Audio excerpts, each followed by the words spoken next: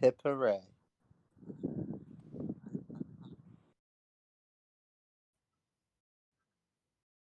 Now recording.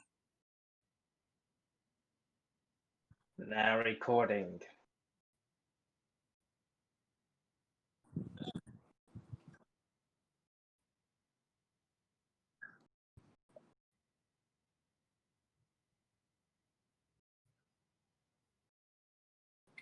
It was There exactly. was a robot that was not me.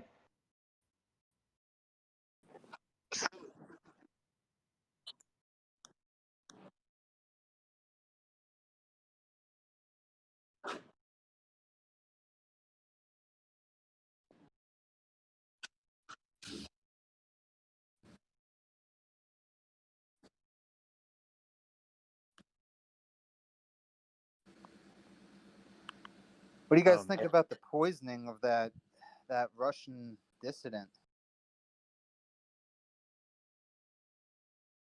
I mean, that's one of the things. This really should be big news, but like it's barely getting talked about with everything else that's going on.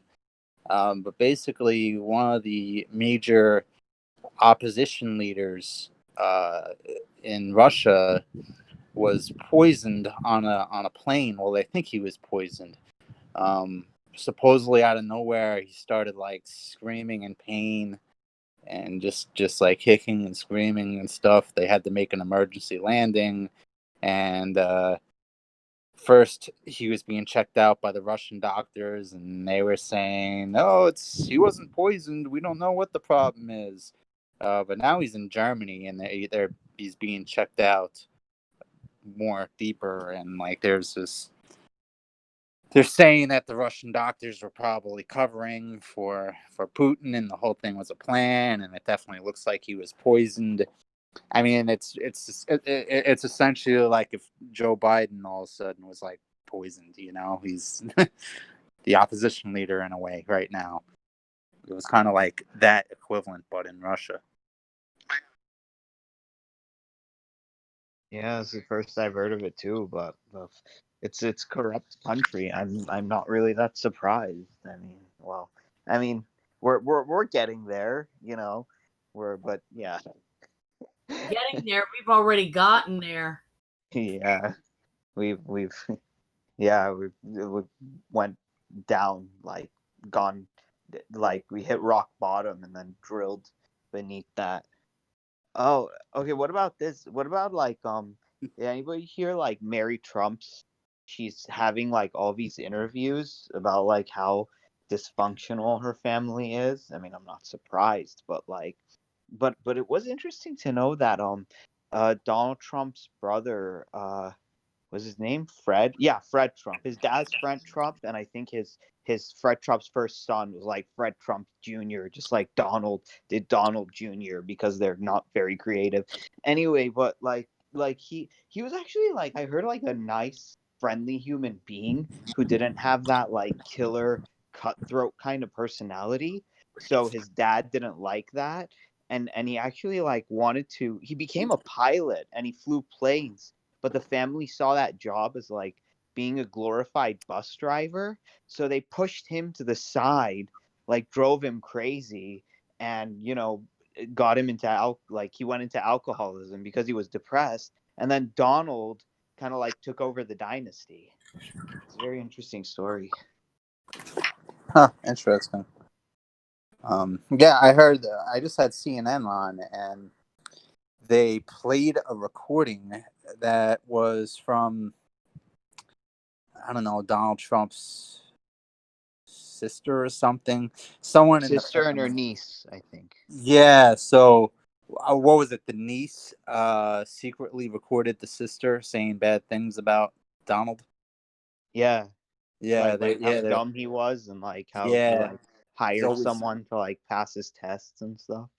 Yeah. I didn't hear that much. I don't know how much was recorded. They just played a little snippet, but she was basically saying that there's nothing but lies coming out of the White House, and he's got no plan. He's all disorganized. Right. Well, I actually, It's interesting because Donald Trump's niece actually went to the White House in like 2017, and she was all like, don't let them, hurt you too much or be too hard on you. And Donald Trump is like, don't worry about it. And then like the reporter asked like, what would you say the next time you went to the White House? She's like, resign. So she didn't always hate him or have some kind of grudge or want him to do bad. She just saw like how screwed up things were getting and how it's just gotten completely under control. That she's all like, you know what, like I just gotta put this out there. Find it interesting, but I also kind of like see it as tabloid level. Like, what impact does this actually have on any of his base? Zero. It really just, affirms to the people who already knew he was cruddy that he's as cruddy as you thought he was. Yeah, I don't know how much it actually changes the situation or the conversation, Zero. Yeah. But yeah, it's just another one of those stories. Another day in Trump land. There's always But something crazy in the news. but I And, think I think that Mia, I disagree a bit because I think maybe for the people who are on the fence, it'll just get them off the fence because as hard as it's to I believe, don't know. there's still some What would it people. Who do you Just know to in be real honest- life that's actually on the fence about Trump? Anybody? Does anyone know anyone? well, I'm on the fence it's that it's I a, know. Everybody has an idea of where they are with Trump to be. I don't know of anybody who's truly on the fence. I know a lot of people who are truly apathetic, who feel that no matter what happens, they're going to end up getting fucked because our whole society and the systems that it has created have been fucked for a long time. So I see apathy, but I haven't seen anybody really be indifferent to, or on the fence about Trump per se. well, I think that there are some people on the fence, not necessarily on when it comes to Trump, but when it comes to who to vote for in November. I think a lot of people do see the election as choosing your preferred evil in a way. Which one Do you know do you anyone hate the personally? least? Yeah, That's yeah, what it absolutely. always is. We a lot of us do see it that way. But I'm going to challenge this supposition because I don't know anyone personally who's actually not already decided, and maybe no one else in the room does either. And if that's the case, then I don't know. That's something to think about. Does anyone actually know empirically a person with your own, social connection that is not decided and is going to Everyone vote? I Does know anyone? knows what they're going to do. Everyone I know has made a decision as to what they're going to be voting.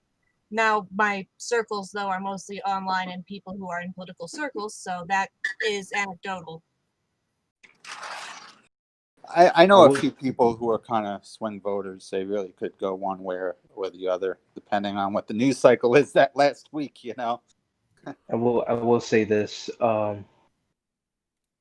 Yeah, the vote shaming does not help, especially like when it's coming from older folks. Like, when they tell people of my generation and those who are younger say like, oh, you know, oh, you young folks, you should be voting for Biden or whatever. Who cares about like what you want and stuff? Like Trump is, ruining your life. But hey, if you want to vote for him, whatever, then you just it's like that. Yeah, That's just that's so yeah. stupid. The funny thing is this. I remember like I went to a convention in Long Beach to just see Andrew Yang. It was all these other people speaking, but I said fuck them. I just want to see Yang and it was funny. Like inside the convention, there was like a cardboard cutout of Biden, and I'm like, well, isn't that just like so apropos, like he's a cardboard cutout and he's not actually speaking. It was for the Spanish community. And then I remember like these two people outside going like Biden, Biden, and then I yelled Yang even louder, and then this like relatively old, maybe 50 plus lady came out and she's like, you gotta behave yourself, this is inappropriate. And then I'm like, you behave Ugh. yourself. and then she had nothing to respond. Excuse me, but I'm 53 years old, and I'm going to tell you what, for the record, well-behaved people are not the ones who make history and make change. And Right. no, I would have said, I wish I would have been there. I would have told her, no, we don't have to behave ourselves. Fuck that. But that's just me. Yeah, the old people have never fucking behaved themselves. Behaving yourself isn't constantly creating economic crises one after another. You fucking moron. Just I get mad, but it's like the thing that annoys me. It's like they don't behave themselves, but they don't behave themselves in a very stealthy way that has to do with like a paper and a pencil and nothing to do with like egregious behavior. They just don't behave themselves in a way that you can't see it. But corruption is also not behaving yourself. Taking away people's opportunity is not behaving yourself, and stereotyping people that you don't know shit about on television just because you have that reach is also not behaving yourself. I'm going to say something for a fact here. This is behavior that is not just towards people who are just voting for Biden or voting for Trump. Everybody is hardlining right now. There are people talking shit about people who are going to vote for Biden too. Very vitriolic on all sides. This is how elections happen, and I ask everyone to, while you take into account you have your reasons, to remember that other people have their reasons to believe what they believe, and that we should approach each other, at least to start, with mutual Yeah. respect. Yeah, definitely a heavy emphasis on mutual respect. And the issue is like there's so much Right. finger pointing and yeah, shaming, blaming and stuff like that Well, when you that's why I know always hated it when I was younger, when I was told like respect your elders. But it's like, oh God, I hate it that. like So but hang on a second, did they earn it? so Like condescending. isn't respect earned? So if I'm disrespected and I'm not treated well, I should just respect that other person because they're just older than me? Is that like it's age is just a number?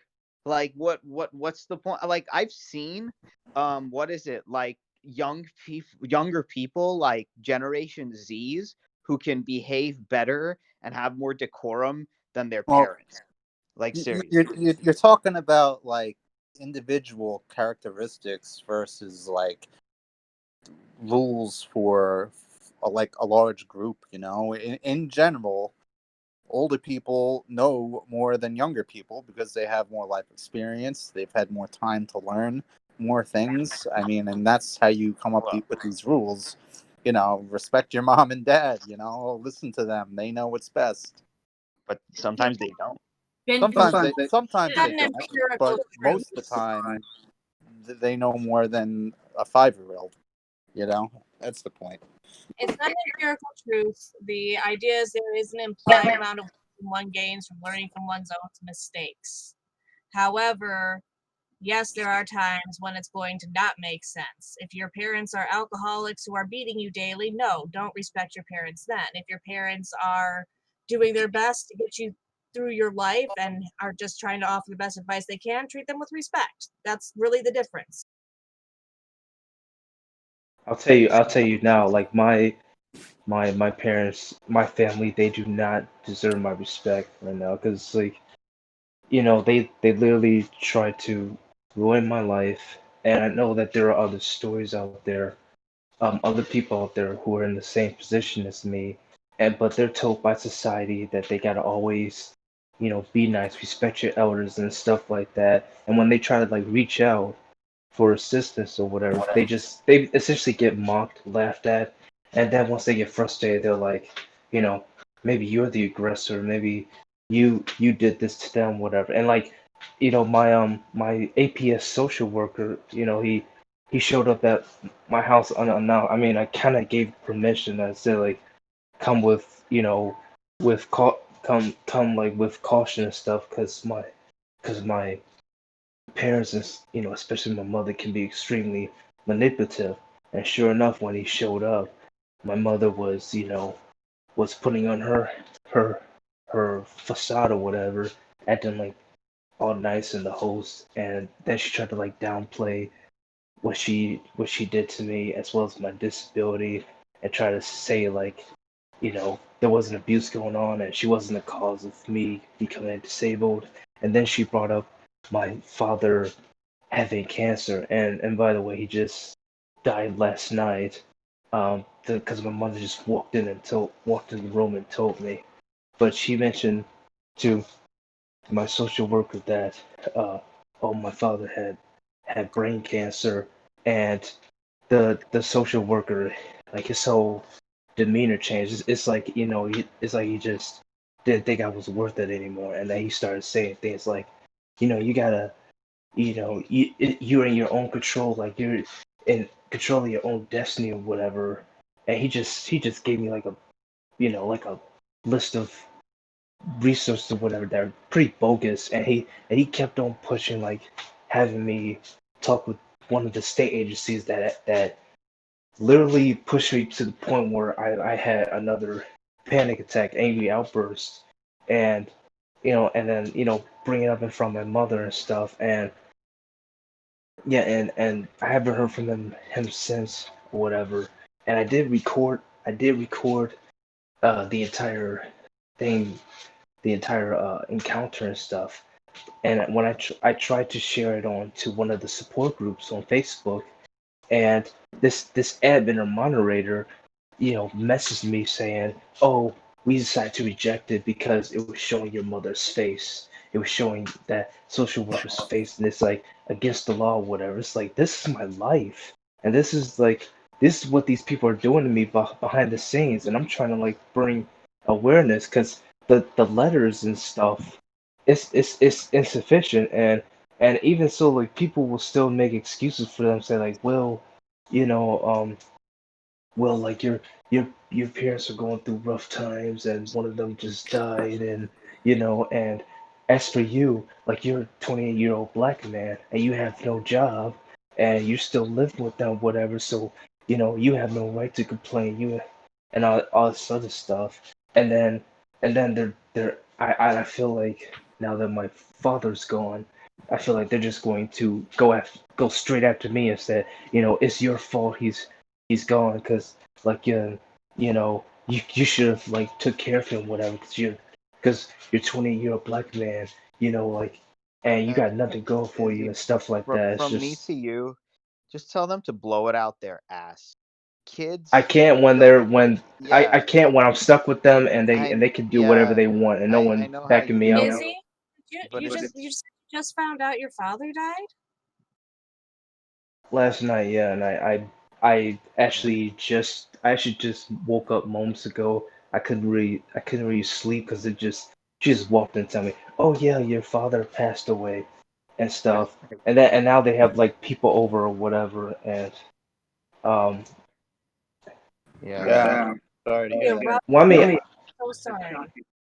well, this may make me feel like an asshole, whatever, but I couldn't care less. The only reason why, like, it is making me anxious, and like, I somewhat care, is because I feel like they're going to come after me, and they're going to, like, again, put the blame on me, and it's just going to intensify, like it never has before. So it's like, and I might not last, you know I might not make it, this year, past this year or whatever. And it's like, these things are just going to, like, just keep getting worse and worse. And, like, and that's why I try to stress to people, like, get me the hell out before it does escalate.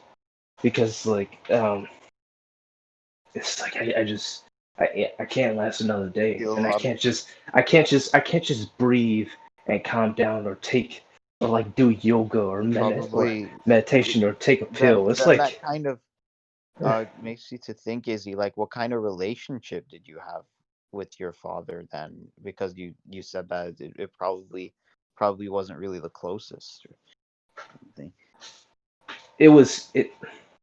it appeared to be the closest, and it was sometimes the closest at certain convenient or conditional times. But if he had a bad day, if things got worse or whatever, he would go after me, and then he would also he would also like bring up he would like indirectly you know talk shit about me, and then like if he hears like someone to say getting like a full ride scholarship, he would always like talk about them loudly as if I'm not there.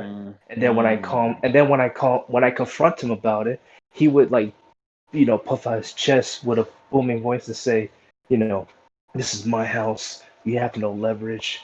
If it were up to me, I would have told you to get the hell out. But I'm not going to No. do that. He even did it in front of the police. The police were watching. And they just stood there, Wow. and they just did nothing. And those same officers that when my parents called them on me, that same officer brought freaking paramedics and other police cars, just to confront me, and then denounced it as just being another black family.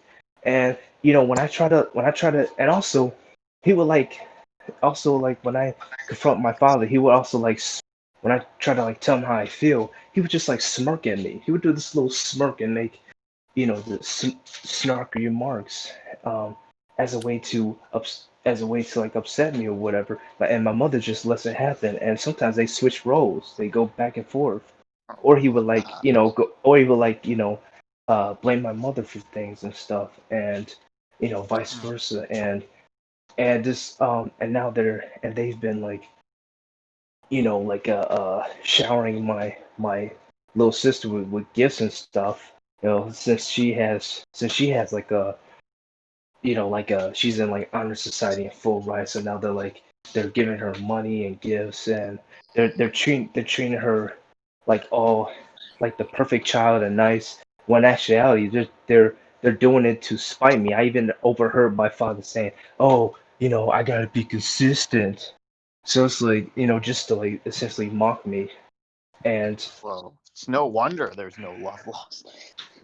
yeah, but the thing about it is like I can't say it out in public because people are just going to crucify me for it, especially my family, and they just feel like like they're probably gonna say, yeah, like I'm the bully and abuser, whatever. And It, people believe them because I'm 28 and they're 50 and I have no job and stuff. But if I was their boss, if I was the one giving them paychecks, they wouldn't dare say that to me. well, Or if they had, if they were like, if like I had leverage against them, whatever, like they would keep their mouth shut.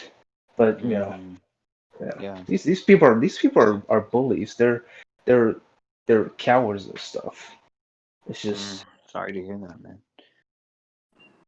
Yeah, I'm pretty sure like the true unfairness here is that like you didn't choose to have parents, but parents choose to have their kids. yeah. So, yeah, like if we can just boil it down to that. But yeah, and I'm pretty sure that even at your age, you were probably never prepared for life by your family or for your school, and now they're blaming you for the thing that they never prepared you for, right? Ariel, let me tell you, I'm 28, but mentally I'm like a 10 or 15-year old. It's like I'm still like trying to Never. process things and stuff, and usually I just like try and copy or emulate how others act or whatever, and then that's how I act. But my true self, I was like, I just want to like enjoy life and do the things I want and just and all this stuff. But then this comes at me, and I'm just like so But overwhelmed Izzy, that like just you're very like creative. I saw with like your YouTube page and your podcast. But the problem at is limited that level. yeah, at a limited level. But the problem is you probably never really had anybody to guide you or to like, No, show you. Yeah, I'm pretty sure if you had some like I was loving. expected to already know. Yeah, Right.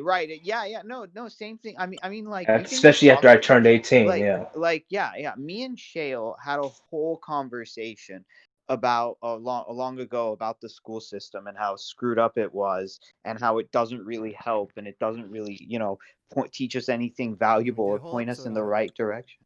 But if we did if we had the right guidance as like creatives, or people who wanted to like do things, if we had the right kind of mentors who had a heart, who are friendly, who like really cared, like there would be like no limit to what we could do or what we could change or what we can do. The problem is that the system doesn't provide for those things, and Here's that's what here's the we're here thing. fighting for. Here's the thing I want to add. Okay, yeah, there was kind of some guidance, but it was usually um more so like how can my father take the credit? So like for instance, like one time I used to play music and then he would brag to everyone like, oh, I can play music and stuff. He even did it like when I stopped playing it. Like he would just it was like the saxophone, whatever. And then I had to stop playing it because, you know, I got one day I got bruised and bloodied by my peers and some kids and it cracked my lip and I couldn't play the instrument. And then, and my father got all mad and stuff. And but I hear my father he like telling everyone, oh, he plays music and stuff. And then like Oh yeah. when I was in football and quit, like he still tell everyone, oh yeah, he played football. Or when like I, uh, I got a I got a degree I, I'm degree with in you. college or whatever. It's Yeah. like, oh, he was Yeah, this and no, that. this I'm this so is proud of not my son. this. Especially he did uh, this a lot in front yeah, of a this is family and all in public and stuff. like, Yeah, it's did that with my like sister too, and then a lot of people and a lot of parents are the same way. It's not about, their kids. It's about kind of like their kids as like a it's trophy about or a them. Yeah, prize. It's about them. It's like, oh, look, like that Family Guy episode where Peter was trying to get Chris to like be this big fancy artist so one day he could like mooch off him when he got old. It's gross. I mean, like the way that people just want to put their kids as property or on a pedestal instead of actually like spending quality time with them. Like, hey, what's bothering you? Why is that bothering you? What can we do about it? How can I help? Like, tell me what's on your mind. Oh, that's on your mind. Would it help if we did this or we did that? Would that help you feel like less stress, less anxiety, less pressure? This is humanity. All this other stuff is our like capitalistic culture just run amok and seeping itself into like every crack and crevice of our psyche, and it's yeah. absolutely grotesque.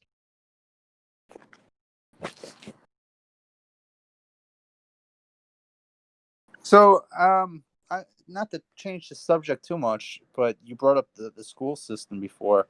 I wanted to ask, in what ways do you guys think that the school systems can be improved? Yeah, sure. I mean, we talked about that on that podcast too, Zach. We said like, do you remember field trips? Yes. Like, yeah, we can introduce more hands-on learning in like field trips. It's like if you're in like a certain vicinity or a certain area, find out more about it. Like what Yeah. what about money and financial education? I The agree with that. As a matter of fact, like with kids, like as they grow up, they're trying to like experience things. That's why I think like I saw this. I don't know if it was an interview or one of the events where, astrophysicist Neil deGrasse Tyson, like he mentioned how, kids they would do things like they would, drop a cup of juice or water on the floor, and as a way to like see, what will happen, or they would, you know, do this or do that, and usually the parents will like, tell them, oh, don't do this, don't do that. But what they're trying to do, they're trying to like get the experience of like, you know, due to their like high curiosity as to like oh what's yeah, out there yeah. in the He world. said like when So your yeah, field kids trips can help with right. that. More Right, field like trips when can help with what this.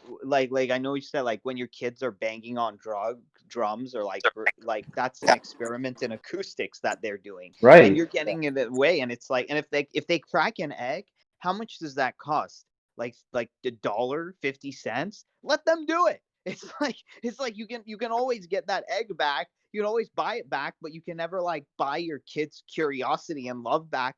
I mean, My carpets disagree with your point just a little bit. I've had some recent run-ins with eggs in my child. They are not happy carpets. well, he just means that like one time. If they're doing it like all the time, then yeah. But it's just like once and it's done. That's that. Yeah. Yeah, yeah. So it's just interesting how like these you hear Yeah. politicians or you hear some jackass that's like think about the children when they don't give a damn about the children. It's not about they're not saying think about the children because we actually care. They're saying think about the children and how can I use them as props to like, make me look good. Yes. This this this Asshole. ties this actually ties into everything. It's not too off topic because mind you, kids are usually like restricted so many times. Like I'm talking like, if you're in like one of those toxic, dysfunctional families, especially like in the black community, like they will say like, oh, like they will go as far as like if you do this whatever, you get a whipping, or if you or they will like, you know verbally, shame you whatever, and like yell down your throat and stuff like that. And meanwhile, it's like these kids are like, as they develop, like they're like too traumatized to experience to experience the world and what else is out there. That's pretty much what happened to me. And then, once we get older or whatever, we don't know what the hell to do. That's, see what I mean? It's like It's like kids are not property. It's cause and like effect. I always say it. It's like if somebody was stupid enough to like bake a cake with battery acid and then the cake came out not tasting good and poisonous, it's like they blame the cake.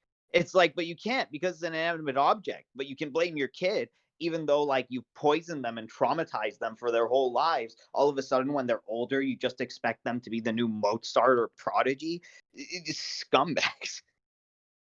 I would like to know why anybody should be expected to be a rock star or a prodigy, if you will, to be deserving of basic human rights. I'd really like to know why. And you know what? This isn't just an age thing. I've had younger people act like, and pretend like that I had the same access to opportunity and stuff as somebody who is 20 or 30, who wasn't diabetic, who wasn't disabled, and who wasn't shut out of society their entire lives for being a trafficking survivor, tell me to quote, grow up. No, fuck you. You don't get to tell me that. Not when And you have my a smile in my shoes. You know what I mean? And and Jacqueline, mind you, uh, it's not like the kids saying that. It's their parents who are telling you that. So they're like projecting it onto the kid, Like and yeah, now yeah, they're like throwing the it back at you. parents would Yeah, tell the kids like this is why these people end up where they are. So the kids are propagandized by their maybe privileged parents, and then they tell that to other 100%. kids. Yeah. Part of American exceptionalism, and this idea that there is more value to being famous or to being rich than there is to being a hero in your community. That you only matter if everyone knows your name, not if you are yourself. And that spans all the generations. And it's passed on to us by our parents from generations back. Yes. It's intergenerational. And we gotta cut that shit. Yeah. well, that's what I was trying to say. It's like, why the hell should somebody have to be a prodigy for their life to fucking matter? Right. And here's the thing where I get the most radio silence from these people. I just tell them, okay, well then if you think that's so possible, why don't I just drive you to the middle of the fucking desert with no food, no water, no clothes, no money, no nothing, and then just like, make something of your life. Would you like to Yeah, take me right. on? It's like they're like, oh. Like, why don't you go work at UPS since you think it's so Right. easy? No.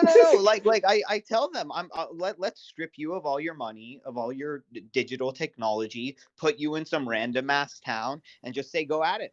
And all their access to resources. Yeah, That go flip social burgers. They should think it's so easy. Yeah.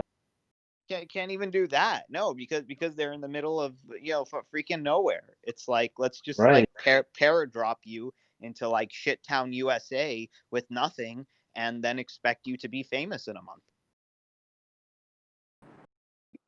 Expect everyone to be. That doesn't make sense. It's mathematically impossible, amongst many other things. Yep. You see, because logic and reason don't penetrate through their thick, empty skulls after so many years and years of poison and toxics and propaganda and trash. When you've been so ingratiated in this ignorance, like, you don't want to kind of open up your mind, which is actually interesting, because I am the moderator of an unemployment group, and somebody just like said, no, that, like, I posted something out there, and I said, well, some people are too poor to get a job, and no, this isn't a joke. Like, it takes money to get to and from work, to like get the Yeah. clothes, or like shower and do all these things. And A then car, somebody, a right, exactly. car. And then somebody posted under there like, oh, come on, guys, you're just making excuses. I remember I had trouble with money too, but I remember like I worked for this Motel 6 when I didn't have a house, and they let me work, and who knows how long ago this is or what happened to her, mind you, but I did tell her, like, to reason. And then she's like, no, no, no, I'm not saying that like people shouldn't get any help. People should get help, but we can't keep making these excuses. And then we kind of got her out of that mindset, but somebody on that forum was so pissed off at what she said, and it was another moderator like me, and they just deleted her comment and kicked her out of the group. Like Ariel, like I hauled my ass multiple times cross town for a damn interview that didn't lead anywhere. And this was even during the time when I started, getting sick and like I started having these problems and stuff. I keep getting told to get a Oh job, yeah, especially my like family and I stuff. can't And tell I'm you, going to like across town to like, far out or whatever, taking the damn bus and right. and just to have my time wasted, and I'm freaking Oh yeah, starving. yeah, It's you know what, like, yeah, yeah, Izzy, I'm not kidding. Like, what really pisses me off is that, like, when they say, oh, we're sorry you didn't get the position, and I'm like, okay, so like, why? What's the reason I didn't get? Oh, you that get that that information automated letter, yeah. no, no, no, that information is confidential. It's like, excuse me, you idiot. Like, I want to know why you didn't pick me, and you're putting that in. Then how the hell am I supposed to improve? Then it just boggles the mind how stupid this system is, and nobody really realizes it. Well, that's part of the neoliberalism Kool-Aid that everybody's been force-fed for the better part of Yes. years. It's like poverty isn't a systemic injustice. It's an individual personal problem. No fucking isn't. Not all the time. Sometimes it might be, but most of the time it's not. I mean, come on, you know? Right. Yeah, yeah, yeah. And then I remember, like, oh wait, like when I was getting my degree, even when I was getting like my AA degree, I just like went to the job center at my I went to the job center at my community college like 100 freaking times in a row, and then they just said like, oh, there are plenty of jobs out there. Don't even worry right now. Just focus on getting your degree and focus on that. And then I'm like, oh, okay, like whatever, but I still want to make some money. And then they're like, oh, well, you can like randomly go here and talk to this random person, but don't get pissed off if you don't get anything, because that's just the way this thing works. And then I'm like, well, wait a minute, this is like the stupidest thing I've ever heard. You people are like here, and in your name you say that like you're a career center, and you're like bad at getting people careers, and yet you call yourself a career center, and that's just supposed to be okay. I'm like, what? You mean Like, you mean like the guys at PAOVR that their right, idea of helping me after a car accident left me with a broken back. This was right, like while I was struggling to rebuild my life with no help as a destitute trafficking survivor with no family, you right. know? And it's Like, like the guy's idea of help was to cut out fucking jobs from the newspaper want ads, because that's how jobs were. That's how you right, look at jobs back then, right? And right. and I'm looking at this guy like, What?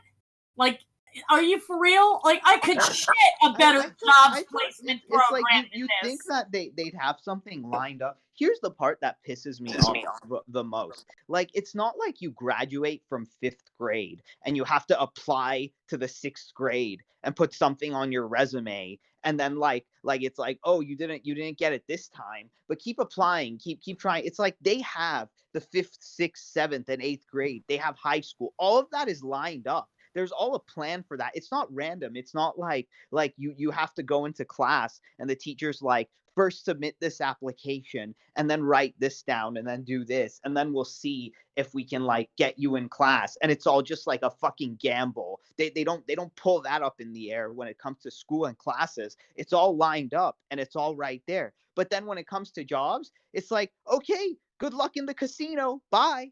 Like, it's like, you fuckers, you pieces of crap. Like,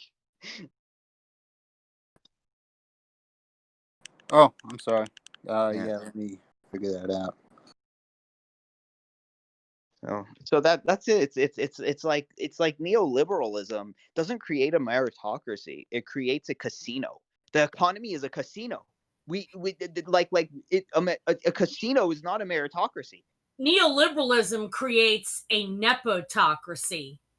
What it does is it basically justifies making sure that those who are at a disadvantage don't get a chance, because everything is like increasingly competitive. That's why you see, like, Ariel, you were talking about parents earlier wanting to make their kids be prodigies. It's like, oh, they don't want they don't want to, and they don't want their kids to have to compete against anybody who's been disadvantaged in any way systemically by structures that our society had created. Even They Right. make anything competition. Yeah. Right. And it doesn't surprise me that 6 out of the 12 speakers at the RNC are going to be Trump's kids and his relatives. Yeah, I mean, it's like, look at that celebrity couple that was recently, they were sent to jail. It was like a minor sentence, like a couple months in a local county jail for bribing to get their kid into a prestigious Ivy League school or whatever. And it's that kind of thing. It's that level of entitlement.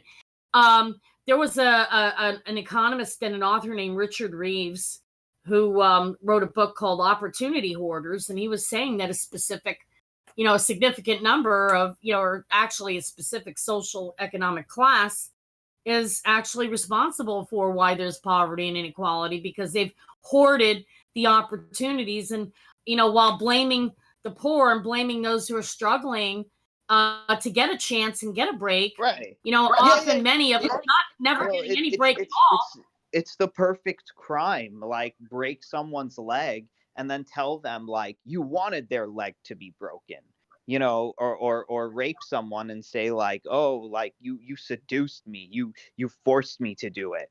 It's the same thing. Like, take up all the Exactly. jobs and give them to all your relatives, and then blame and then tell the people you don't want these jobs. I can't believe you don't want these jobs. It's like, motherfucker, you gave It's them a to like toxic all of your pattern. friends. Yeah.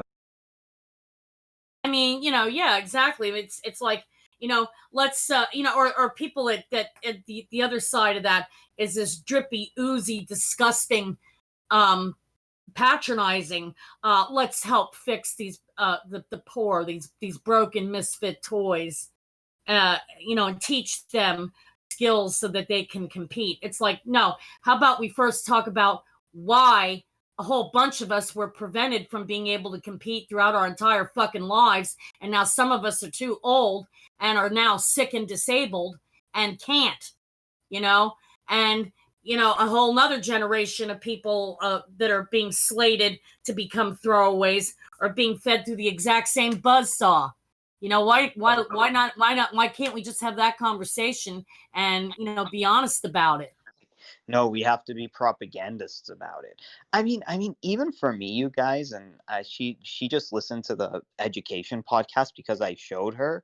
It's like my mom seeing the same thing happening with me, but she's so taken in by the neoliberalist agenda that like all of a sudden we were watching the Democratic National Convention, and then she's all like, "Oh, and then the Democrats are going to make our taxes go up." And then I'm like, why the hell does that matter when you're not even making money? Then you don't even pay taxes. It's like, oh God.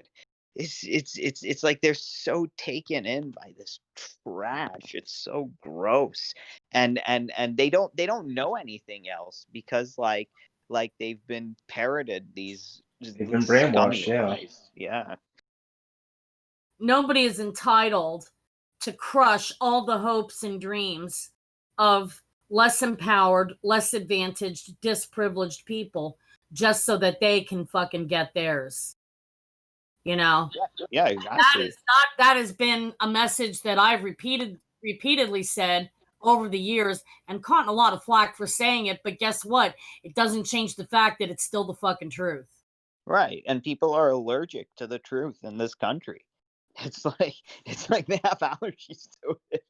The You truth. can't handle the truth. Right, exactly. And then they just want to like mold reality in a way that like, goes toward their narratives. I mean, like, it's, I don't know, it's crazy, but it's like that, like I said, they have this reality distortion, and the people who do come out and who do want to like point to these things are censored. And I mean, look at Yang's run. Look at how many times he's been, his name was not put there right, and how many times he was snubbed, and Yep. how many times he was always given the least amount of time to speak. I mean, it's like, what do you expect? It's like I just wish that, what he did to that guy. There was like, after the first night of the convention, when that guy was talking about like, oh, but it's gonna go against our principles after the crisis. And he's like, nobody's thinking about what's gonna happen after the crisis right now, you dumbass. It's like, we need to like nip this problem in the bud. It's like, fuck your principles. Nobody cares. If somebody's principles that entire groups of the population should be offered up as human shields and sacrificed on the altar of privilege, then whoever promotes that kind of ideology, their principles and their ethics lie somewhere between the toilet and the sewer. Well, it's funny because If I you'd I like me saw to repeat that, I will say it again for those in the back. You know? it's actually, I remember when I watched this funny little comic, and it was true. It, like, when the Mayans take people up to those places and rip out their heart, hold it in their hands, and eat it. So there was a person looking at that at disgust, and the elder put his hand over his shoulder and he said, "It may not be like the best system, but hey, it's the only one we got. So it's just fair." like like it's no, this may not look good, but it's the best system that we have so far. Like that's basically, the Republican ideology. It's just they're just those same Mayans ripping out people's hearts and eating them, except on a technological capitalist scale. Yeah, it's like I said on Izzy's show yesterday, that systemic oppression, structural oppression, and systemic injustice is one big butt ugly intergenerational privilege transfer vehicle that serves up the human rights of consumable, disposable people in economies of scale, and that privilege occupies the space where someone else's human rights belong. I was saying that in 2012 when I was fighting with the Associated Press to stop calling, underage victims of human trafficking prostitutes. And I'm still saying the same damn thing because it applies across the fucking board. It applies across Yeah. the board. And it's not subject to dialogue or debate. We either want to have a society that actually, doesn't grok fail the meaning of human rights and wants to embrace and acknowledge and uphold human rights, or we don't. There is no other box. You either believe in human rights or you don't. And if you do, then that means you don't support things that, sacrifice the entire lives, and with a lot of pain and suffering of entire swaths of the population, just so that those who have been benefiting unjustly can continue to benefit and, God forbid, not be made quote unquote uncomfortable. Right. And you know, like this, it you brought this up, Jacqueline, but this dynamic also works in privileged families too, because Yes. that's just what Mary Trump said. She said that Fred Trump's son, Fred Trump Jr., wasn't a cutthroat, lunatic. I want to take all your money and I want to win at all costs. So the family like disowned him and like drove him to alcoholism. Yeah, I So mean, I've actually listened to her interview, and I don't have like extra money right now to buy books, but when I get a little, I would like to buy her book because and this is like what Christina Crawford was talking about when she wrote "Mommy Dearest," and actually shined the spotlight on the fact that child abuse was a problem. Right. Which at one time, if you beat your kid and your kid died from it, you'd be lucky if you got charged with a misdemeanor. Right. And this is what pisses me off when children of rich parents get pissed off at their parents, but our stupid society just tells them to shut up and not say anything because they should just be lucky that they have parents that are rich. It's like And the fuck. treatment of the poor is even more brutal. And because it's like we're told that we don't even have a right to exist when we didn't even sign up for this popcorn stand in the first place. Right.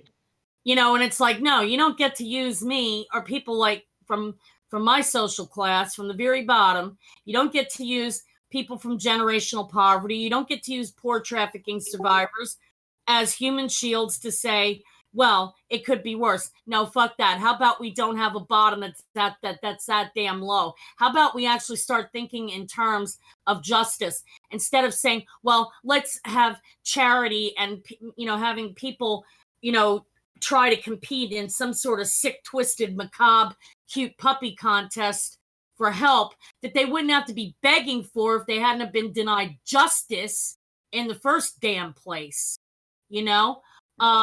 Justice is the lack of justice is the problem, and that's something like you said, Ariel. It when it goes down, and those of us who've really suffered significantly as being completely disprivileged and disempowered, we've borne the brunt. But it never seems to get better. When somebody points at someone like me and tells you, Ariel, how dare you complain, they're not really giving a shit about helping me.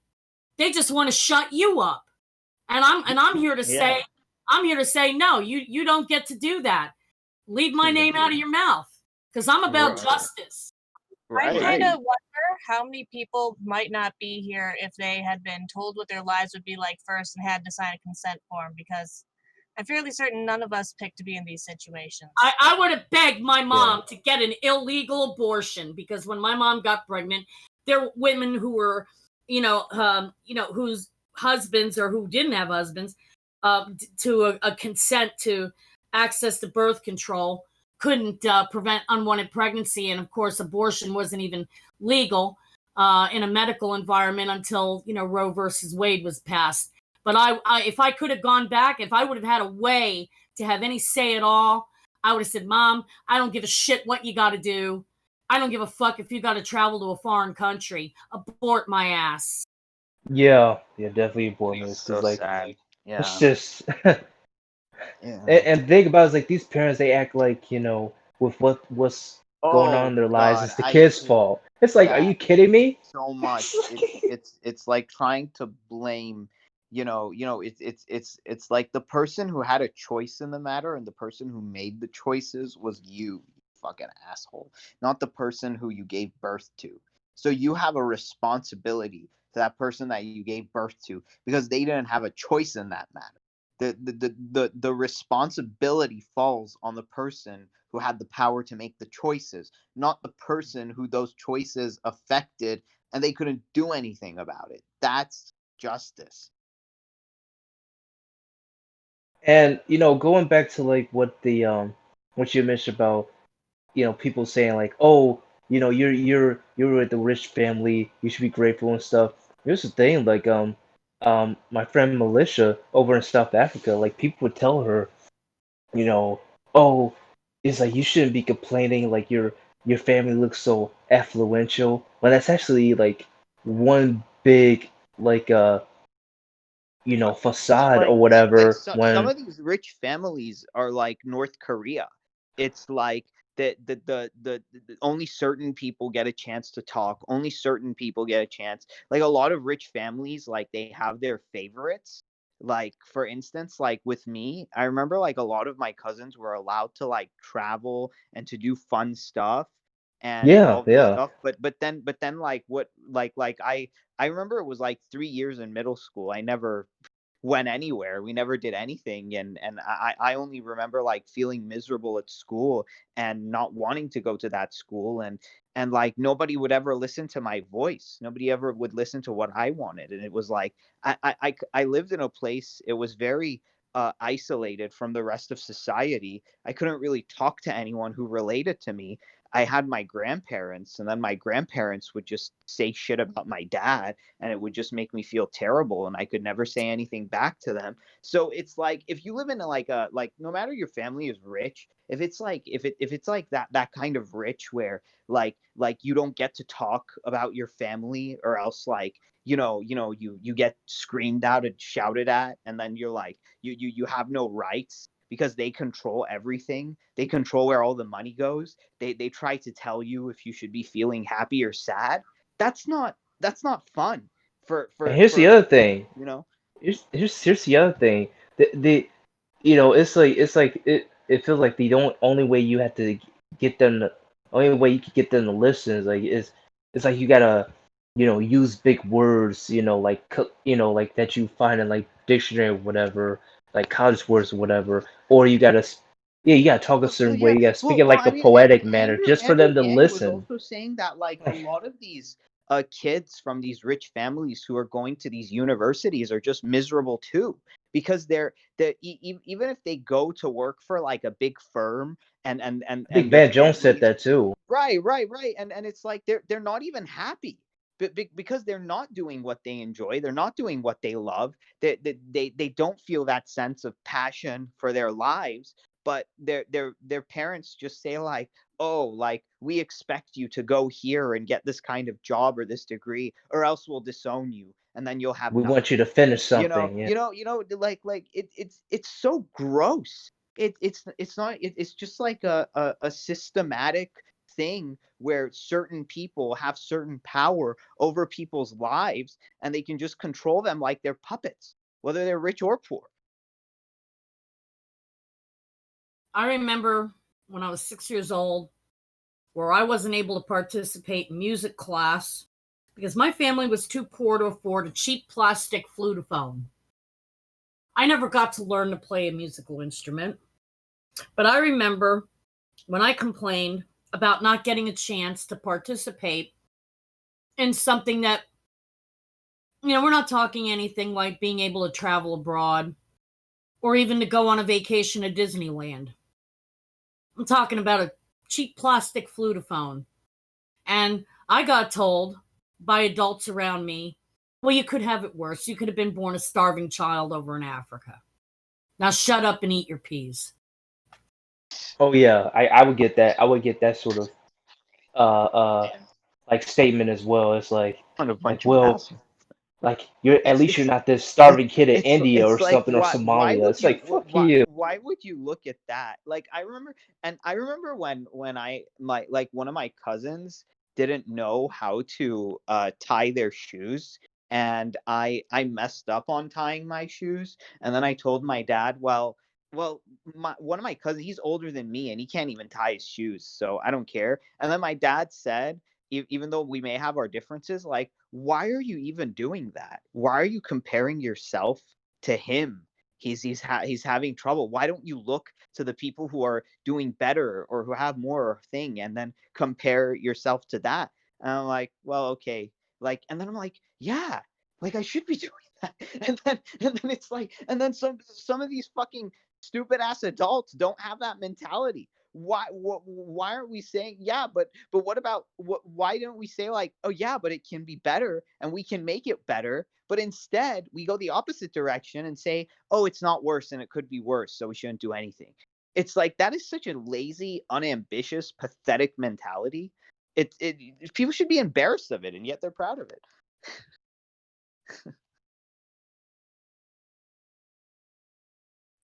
Like, seriously. Like, we compare ourselves to the worst instead of the best. Well then, Jacqueline, if you could told them, like, well, in Scandinavia, like, hardly anyone's starving or having a bad time, and they're taking care of their, struggling. Like, you know, I don't know. It's just this mentality of, like, oh, like, let's I'm just. reminded of that meme where it shows, the evolution of man going from ape to man, and at the the most evolved level, a guy is turning around with his walking stick and saying, "Go back, we fucked everything up." It's kind of like that. Yeah. Yeah, like what I think it reminds me of, like, I think one of the pictures referring to like Charles Darwin or something. They have like these the evolution of mankind, and one of the guys are like, okay, everyone go back. Yeah, that's what she's saying. Now, the interesting thing is this: like, we know that we have people out there who can turn this around and who can actually make this planet better and happier and safer and more justice and more human rights. But the problem is that they're kept out from doing those things because, as Jacqueline said, because of the self-propelled shit cannons that we have that want to hog up the spotlight all the time and run their mouths and not give people like that a chance. So that's something we need to strategize a way to, like, take the spotlight away from these ass wipes and give it more to the people who actually deserve it. And one of the things that I wanted to point out too is that for all the harping about, well, you got to get the right skills, you got to get retrained. You know what? I found out that even after getting a degree and after struggling, against structures and of oppression and immense barriers that you guys might be able to understand from having spent a lot of time with me and listening, to my story, you can sort of understand closest as you can to not experiencing it yourselves. But one of the things that really, really pisses me the fuck off to no end, okay, is, when people say that instead of trying to even implement any kind of reparational justice here, it is, well, let's fix these poor people who are broken misfit toys and just teach them skill. First of all, people from privilege don't want someone like me to be able to fucking compete. They never did. Yeah, I went through and I got the degree and I built up some skills. And then when I was in my early 40s, I finally got my first computer, learned how to use it in my 40s. Not growing up learning how to code from before I was even fucking out of diapers, but, just using a computer. And then went from that to participating in the Rails Girls Summer of Code, and then, trying to learn a little bit of F# and Haskell, only to, never get a chance to break in because of barriers to entry that have to do with systemic discrimination and structural oppression, and the fact that people with privilege just never wanted those without privilege to be able to compete. They wanted to be able to hoard all the opportunities for themselves and their, pardon my French, their crotch fruits, okay, while thumbing their nose at people like me who had paid far more than our fair share of life's dues, while all we got for all our trouble and efforts was to watch the sun shine on someone else's day. And I'm done being polite about it. I'm done. No, I'm done being polite. And if somebody feels that my truth telling makes them uncomfortable, well, they should try to live like how I've had to live. Oh, well, yeah, like this kind of thing happening is what creates like the jokers in the world, is what creates the people who just It want also to like. creates mass shooters. It also creates people like Eileen Warnos. Who's that? Well, if you talk to certain people in the human trafficking survivor community, they will tell you she was a war hero. You talk to other people, they will say, no, she was just a psychopathic female serial killer. She Oh, killed Johns. She right. killed Johns. Oh, wow. Yeah. Oh, yeah, yeah, yeah. I remember that. Yeah. And, is that from the film Monster? Was The that movie. her or was that somebody else? Oh yeah, that was her. That was her. I gotta see that film. It's a very good film. It's worth watching. Right. And then why would you do that? Why would you want to like drive people so insane that the only path that they want to see out of all of that is just to get revenge? Because they're miserable themselves. They like Right. that's the thing. Like they project us and stuff because they hate their lives or whatever. So Right. and It's they find the closest person and who's usually those who are Right. kind like And us. So like we're their punching bags and stuff. right, and the part that I get really really pissed off about is that like some of these people who like want revenge can't get to the people that are actually hurting them, so they take out their anger and their frustration and their hatred on like innocent people out there in the world. Yeah, on like the wrong no, even people. worse, I'll take it out on people who are far less advantaged and marginalized and totally disprivileged, and blame them. God. It's literally about whoever's the easiest target at the moment, and that has changed between different times and places overall. If it's the gays at the moment, they target the gays. African Americans, Hispanics. them. Autistics, It's the whoever is disabled. the easiest person to blame who can least defend themselves, because that person is not then able to fight you back and express the reasoning why you're wrong in a convincing manner. Well, it's not that it wasn't even necessarily that; it's part of that, but it's also part of the fact that some groups of really downtrodden, disprivileged people have truths that are so powerful that it threatens to upset the entire apple cart. If actually given, the space, and the platform to speak those truths and to call bullshit out where bullshit is and say, look, look, people, you gotta quit peddling dog shit while calling it chocolate candy because Well, it's yeah. dog shit. Well, You know that's what I the mean? point of picking Well, that's why they those, shot Martin Luther King. That's the point of picking the most disadvantaged groups, though, is because you already know they're in the position where you can marginalize them, where you can use their words against them, where you can frame the picture however you want it to because you overwhelm them. Otherwise, you might pick another group, but they can defend themselves, so why would you?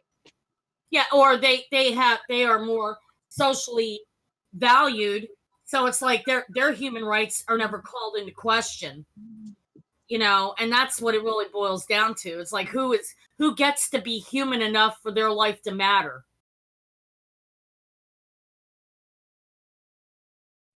It's just so gross and evil. I mean, like people may not live in times of like war and etc. But I mean, like it's like these privilege wars.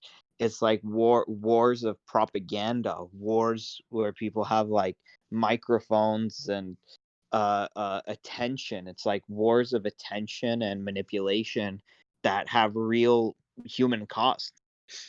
Yeah. Yeah, Yeah, most definitely. being told when you're poor and you don't even know where your next meal's coming from and you're living in a condemnable house without heat and hot water and a roof that's caving in because of being denied access your entire life, and being told by someone with privilege that you should work for free in order to build a credible reputation. And it's like, you know what? Maybe I wouldn't be having to beg literally for my life if it wouldn't have been for all the work I've done for free already.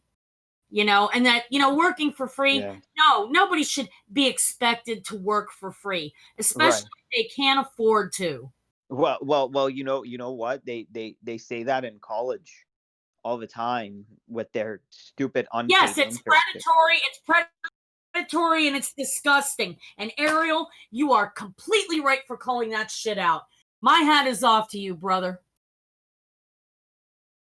It's really just terrible when they say, but then in my case they're just like, oh, you're young and you're being supported by your parents.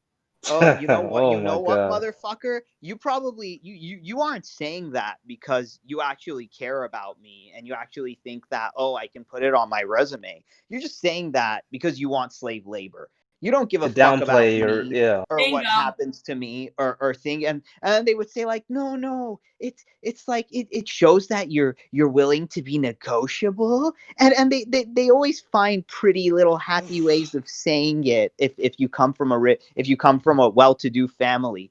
Oh yeah, it's good for you, and it's nice that you're not taking any money away, and the experience is like the money in itself. Congratulations. It's like, fuck you. Sounds like Nancy Pelosi and the people in Congress and the politicians and stuff. That's literally how It's they sound. it's yeah, like I don't see Nancy Pelosi giving away any of her money or any of her Right. currently Yeah. unoccupied But fancy but fucking but they houses. right, but they'd get some douche, some asshole, and put them in front of a microphone to say like, "Yeah, like this is good and this is nice and you're helping your country and you want to be generous with your time and thing." It's like, oh, but it only applies to us and not to you, huh? I get Well, it. Exactly. Yeah. For example, comeback for that. I have a comeback for that, and I know it may not apply to you guys, but it's something that several of us in the HT survivor community do. My comeback is, being trafficked means I already worked for free. If you consider getting raped as a kid by grown ass men who used their male I know, privilege and their right? money to buy Jacqueline, Right, a right. fucking But job still, but in it's exchange for money I couldn't keep. I've already worked for free. Thank you very much. And you're you know still, what? okay. Jacqueline, still working for free. Your husband's disabled, right? Oh yeah, and I'm working for free trying to crawl up our so-called elected representatives' butts to get them to act right and do the right thing. I don't mean just with using EBT cards on Instacart. I mean with providing an actual social floor, because you know what people don't really like to hear, and it's the undeniable truth, and I'm not going to shut up about it, is that a lot of people, our lack of privilege paid for others to have theirs. And I'm coming for some long overdue rent for my stolen life. Right. And I will back up anybody else, whether they are a trafficking survivor or not, who also does likewise, because it's about this. It's about justice. If we weren't Right. denied justice, we wouldn't need charity. I wouldn't be begging all the Right. time for scraps, for crumbs, and while being told by my quote unquote social betters that I should be grateful. Fuck that. And It's that's Right. about Yeah. Fuck it's that. about justice, Hey, morals. I wonder, it's like the for the college professors that were telling me to work for free. I would say like, okay, then don't deny yourself your salary then if you're willing to do it Exactly. too. Right. It's like Exactly. it's Live your like fucking principles. right, Don't preach them. exactly. Right. Yeah, that's what they do. That what one thing comes out of their mouth, but another thing comes out of their actions. It's like I they thought you were going to say another thing comes out of their ass. right, another thing comes out of their well, I mean their mouths are where their asses should be because the only thing that comes out of it is shit. So there's that. Yeah, they don't know which orifice is responsible for which bodily function sometimes. Right. It must be so confusing to be them. I don't know. Because they don't live their values. None of these fucking people live their values. They only they talk a big talk, but then if you really hold a magnifying glass to their life, everything that they talk about is a complete 180 of what's actually being done, behind closed doors. behind it's just like what Izzy said. They put on a show, they put on the little dog and pony show out to the public, and then inside their house is the torture chamber. Yeah, it's like Mommy Dearest on steroids. And Right. I would suggest if anybody has not seen that movie, it's kind of an old movie, or read the book by Christina Crawford, which was made into the movie Right. Mommy Dearest. That really. It's like Mommy Dearest on a national scale. Exactly. Right, exactly. So it's like the government of the countries are going to other countries to tell them to treat their people better, when it's like you're treating your people like shit in your own backyard, but you're concealing, the shit that you do. Then you're going to other people and pontificating about how they should do things and how they should live lives. It's like it's like an obese person giving diet advice. Yeah, exactly. Like, guys, let me tell you, if there was like an actual purge, like that movie, The Purge, or TV series, whatever, these people will be the first to participate. This is like, especially like these politicians, and those who are like talking about, be positive or whatever, and those who are passive aggressive and therapists, what they'll be the first. It's like they'll be the first ones to participate, and like the smallest things will set them off. Like if you say the wrong thing or whatever, they will like pull a knife on you or something, or like look at you with crazy eyes, whatever. The same people who are all like, "Oh, Right. it's like everything's great." It's like I those are the ones we watch out for. it's like I I'm growing. refuse to believe they're that brave. I always remember, like, when I was younger, and I lived with my family. We had like a 2-story house, and I would always hear like screaming and arguing that came to the second story while I was playing my video games, and I was like, oh my god, they're at it again every week, shouting, yelling, screaming. And then like I get mad, and I start like yelling and shouting, and they're like, what's happened to you? Why are you like this? Like why do you get so angry so fast? And I'm like, I wonder where I would have got it from like all those years of like shouting and yelling coming from the first floor to the second floor while I was trying to do stuff. And the thing is that a lot of people, who are seeking to, what I call privilege clinging, which are the people that are basically telling you, Ariel, that you should work for free. People who've tried to tell me that I should work for free, and you now know what my response to that is. But here's the thing, right? They don't seem to understand that it's not a matter of demanding a participation trophy. It's a matter of demanding some long overdue justice for, in some cases, entire lives that have been stolen from people, entire lives, and that nobody would need to beg for crumbs and for charity, with hat in hand, in hopes of winning the cute puppy contest, of getting helped, maybe, with not enough to be put on their feet, if they wouldn't have been denied justice. And I don't begrudge anybody who succeeds and does really well. I just want to make this clear. What I do begrudge and resent to the nth degree is the way this society treats, the most vulnerable and disempowered and disprivileged, i.e., its losers. When, when people who are better off seem to feel entitled to continue to benefit from systems of injustice that have come with a real hefty price tag in terms of real human casualty and lives. And they want to act like, no, it's up to the downtrodden to fix themselves in order to be worthy. No, don't buy it. Don't buy All it. all my life, I thought that these sorts of things only existed with my peers because those are the ones that bully me throughout my childhood and stuff and treat me like shit. But then I noticed that freaking adults and those in like with a power of authority or whatever, they're doing the same exact shit. And then when I step into the house trying to like get away from that, it infiltrates the house. It's like, god damn, like there's nowhere is safe. And I'm just like, I'm literally like just like curled up in a corner. Yeah, and the only way I can socially distance any further is if I completely unplug 100% from the internet, except to work on my little tiny trading account to try to trade some scraps into fucking grocery money. You know, I mean, and I'm literally at that point.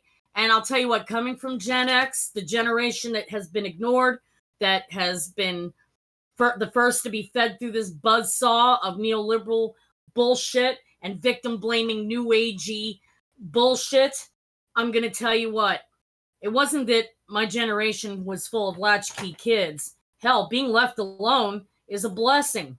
Okay? It's the problem that the people who were a lot better off, who benefited the most by luck of accident of the time in which they were born, basically viewed us and the subsequent generations after us, which would be like the millennials and Gen Z, as their fucking competition. You know, that's the problem. Right. Well, that reminds me of something else. I remember when, like, I would bring stuff from my mom's place to my dad's place, and then my dad would be using it, and then I'm like, God damn it, I'm your son. I'm not your roommate. You're supposed to like helping me, you know. It's so disgusting. It's like there's a difference between, you know, having like the younger people are supposed to be guided and helped by the people who came before them, not judged and harassed. You motherfuckers. It's like I'm that young person who's just a little further down on the trajectory of time, but unmet needs and justice denied, the valid claims for that do not diminish with time. In fact, they compound. And that is, you know, an undeniable truth. yeah, That, you know, right. that Like a whole generation of like maybe 50% plus sociopaths, psychopaths. I mean, how the hell does that happen, you know? yeah, It's exactly. How did we number one in the world for producing serial killers? We are number one at two things. Well, a couple of things actually. Mass incarceration, maternal death rates among developed countries, and we are number one in the entire world for producing serial killers. You know what? These aren't things we should that any society worth its salt should be fucking proud of. You know, what kind of values are being inculcated and whose voices are being silenced for 40, 50 years or longer into the next generation after that. And trauma is intergenerational, by the way, you know, that create and foment this kind of a geopolitical landscape where, you know, or this kind of cultural landscape where the one thing that we are number one in the entire world at is producing serial killers. right. And it's amazing to me how you'd always get told when you're younger that like your opinions of these things are going to change and you're going to understand why older people did what they did. But here I am at 31 years old saying like, no, in fact, It turns out it was actually, just lead poisoning. That's all it ever was. right. I'm saying the same thing now at age My husband subscribes to that theory. 23. I am saying the same things now at 53 that I said at 23. And it's not because I didn't, quote, grow up or didn't grow as a person or was mired in self-pity. It's because I recognize the truth. And I don't think anybody should stop telling the truth. You know, and that means that I myself don't stop telling the truth. And if I will say one thing, and that's that I do understand why they make the decisions they make better. I just don't understand why they think those are the right decisions in the first place. But I know how they get there. Yeah. Like that's what I have come to understand. I know how corruption happens. I know how people with good intentions get taken down now. I know how much more nuanced and complex it is to create a monster, but I still see it as a monster. Yeah, I mean, there's just so much. There's just so much. There's a whole lot of dog shit that needs to be unpacked from our collective knapsack, you know, Mm-hmm. and called what it is. Called dog shit. Not chocolate candy, but full on dog shit. But here's the thing that I'm looking at. I think like when Andrew Yang made it and he did all these amazing things, like I wish he had a little bit of the level of anger that he does now when he was running. I think a little bit. I think we need more like fighters and warriors Shit, I wish among like his paid campaign staff would have hired me to be his gal Friday, his professional bad cop. right, Yeah. You know, I mean, because that's quite frankly what dude needed. right, yeah. So I think going around next time, Humanity First is like beautiful and all, and I'm not like knocking that, but we need to know when to make a fist when we need to make a fist. We need to know when to kick someone in the balls when they need to be kicked in the balls. I mean, I'll say this. I'll say this. I do feel like while Angie was running, he was definitely pretty frustrated because it's like I always compare myself to him because it's just one of those it's just one of those this is like the second time where I But you felt see, like this guy is literally say what speaking. Oh, say go what ahead, go you ahead. yeah, say what you want about Trump, but he really brought a lot more fire to the table than Andrew Yang did. Except instead, it was pointing in the wrong direction. It was toward all this terrible crap that we're talking about right now, instead of away from it. It was also towards hurting the least, the weakest, and the least abled, and the most marginalized and disprivileged. I mean, when he's cutting Medicaid from destitute diabetics who are too poor to even be able to get jobs, or maybe because of age discrimination, will never have any opportunities again, because opportunities, let's be honest, have a shelf life. And if you don't get to make it out of poverty by the time you're 40, because of all the barriers and structures that work against you, it's pretty much game over. And when Trump, put through tax cuts for the middle and upper classes that were paid for at the expense of cuts to Medicaid, so that poor, disprivileged people that are battling chronic health issues like diabetes, many who never got a fair fighting chance from the get go, I mean, I'm sorry, but I'm going to call that shit out. I'm going to call that shit out because nobody has a right to get even more rich at the expense of my life, limbs, or eyesight, or, organ failure or lack thereof. Get Right. the fuck Well, out of again, What? again, Get like the fuck out the of here. yeah, again, like as far as like with Andrew Yang, he was like under a major, you know, Michael, like scrutiny or whatever by those in power. Because again, like these bullies are the ones in power and stuff. And mind you, they these a lot of these people in this society have been brainwashed by the media and the powers that be is like thinking And that now the they want neo to do a payroll tax cut that's going to even take away, you know, my husband's paltry little Social Security check and what yeah. little help I am getting from Medicaid. When I'm lucky, I get my insulin. It won't even cover my diabetic test strips or cover the cost of transportation to travel clear across the county for ongoing preventive care medical appointments that I need, And I'm saying, look, fuck that. This society flushed repeatedly threw my life away. Starting at age 12, the least this society can do is own up and say, look, we're at least going to make sure you get your basic needs met right now. We're not going to, ignore those whose lives have been completely trampled since forever, just to privilege, people that are already, better off. That's So not right. I'm not so saying punish the rich. I'm saying stop hurting the poor. but like Yeah. what but aren't your MAGA neighbors are poor? Isn't this gonna hurt them too? Well, yeah, that's why they're no longer MAGA. That's why they are now fuck voting, period. Because, and I, you know what?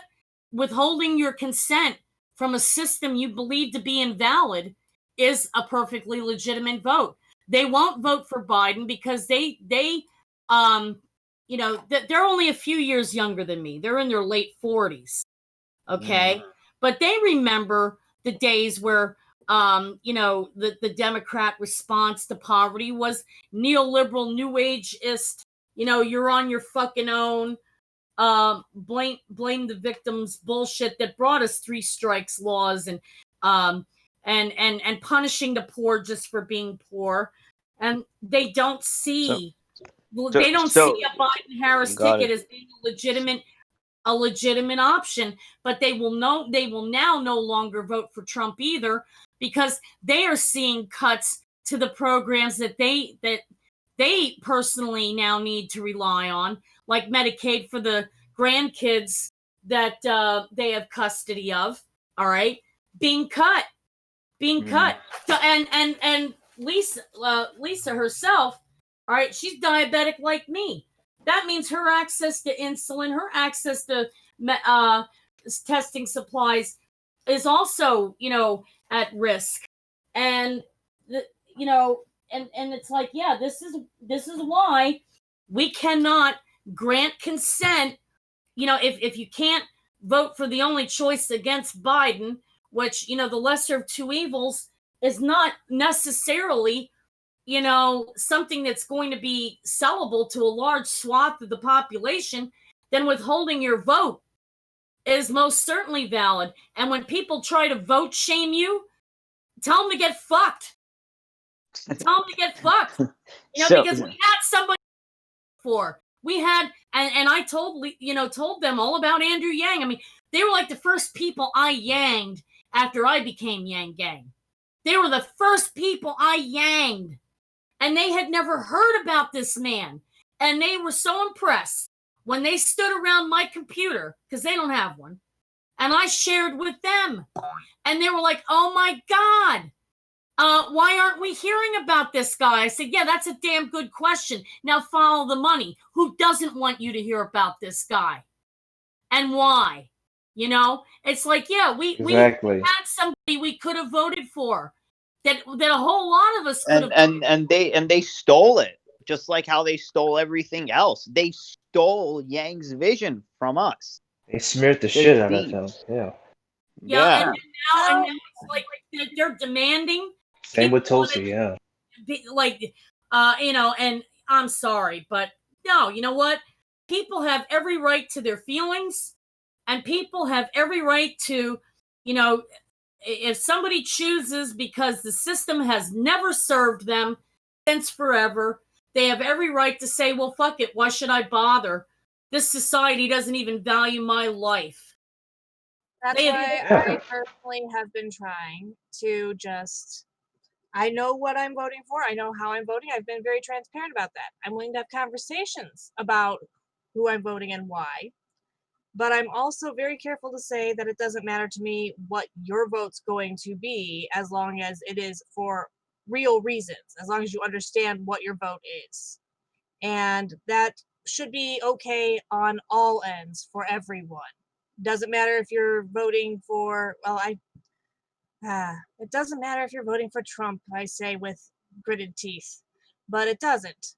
It's your decision. It's your vote. That's where it goes. Just understand what a vote ultimately costs those who have been the most downtrodden and who are now the most vulnerable and least able to fend for themselves. Just understand. The important part of a democracy is an open discourse so that everybody can be on the same page, understanding the issues, and then we can come to a general consensus. But you can't do that huddled in your own corners. And you can't do that if you're going to tell one person that their opinion is invalid, no matter what that opinion is.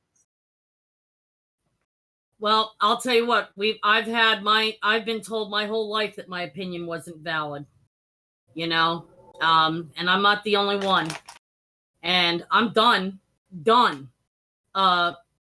being polite and taking it on the chin when I've suffered in terms of real human casualty for it, you know, being deprived of basic human rights that, you know, nobody, not even a convicted axe murderer, would get deprived of in this country. At least a convicted axe murderer, you know, gets 3 hots in a cot and, you know, a warm shower. But there are hundreds of thousands of people in this country that never hurt anybody, who are denied, you know, even the ability to have enough of a floor to stand upon to be able to continue on just trying some more. And that's not okay. That is not okay.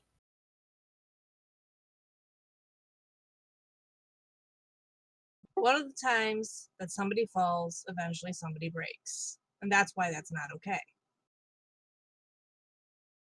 Bingo. You got it.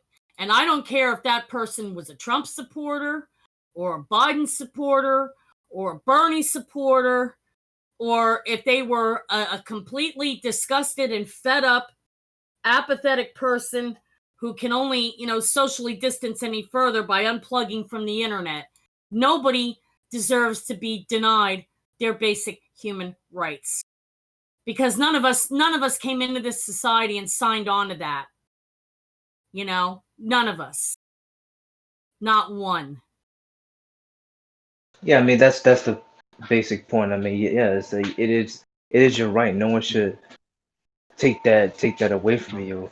And I mean, even though I'm not like voting for, me personally, I'm not voting for either one. It's like when I hear people say, you know, like they're trying to like either shame me or shame anyone else and say like Right.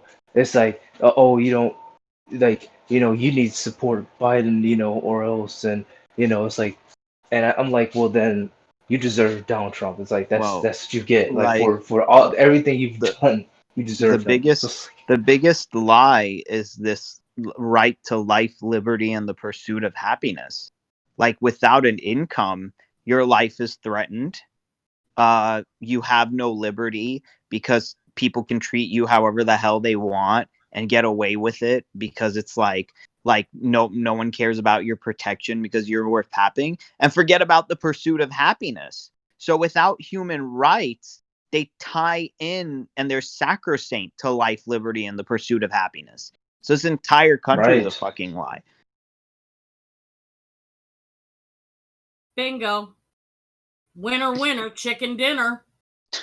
Right? It's like you have the right to like death, violations, You have the and the, right to the shut up pursuit and of suffer depression. quietly and go die in some fucking back alley in a pool of your own vomit. You Pretty know, much, yeah. That's what the founders wrote in our declaration. It's like that's what they might as well have written for a lot of us who, for it's many, many Without a UBI, no matter what, somebody's going to be feeling like their vote is being held hostage. That some right that they feel is being infringed upon, that I they mean, cannot get to right. access it themselves. Because Without a they UBI, take it from them. you are a hostage. If you have no income coming in, you're just a hostage to poverty is anyways. a lethal weapon of economic terrorism. Right. Enforced poverty is a lethal weapon of mass destruction used in economic terrorism. Shall I repeat that for those in the back of the room? And it's like we worship our own terrorists. Think about that. Yeah. Oh, yeah. Yeah, we lionize them. And our terrorists are also in suits and Right. ties. So it's Our like just terrorists just wear suits and ties. It's like we get like when Muslims, some person decides to be Oh, a they don't all wear suits and ties. Hey, you guys ever hear of a hippie guru from the 1960s and 70s named Ira Einhorn? They don't all wear suits and ties. Oh, Check out the movie. It's free yeah. on Google Play. Check out the movie Hunt for the Hunt for the Unicorn Killer, starring Naomi Watts and Tom Skerritt and Kevin Anderson.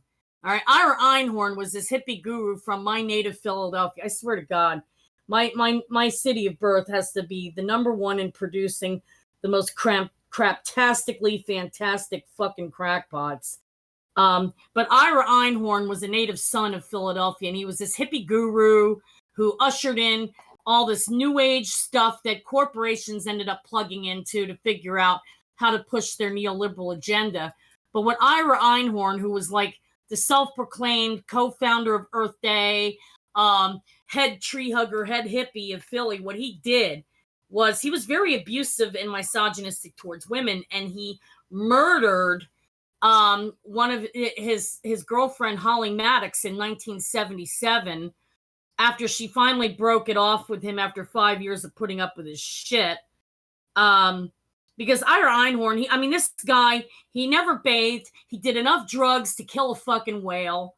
Okay, he stank. He believed that he was spiritually and mythically above practicing proper normal fucking hygiene. He somehow secured for himself, a fellowship at Harvard, even though he didn't have a grad school degree.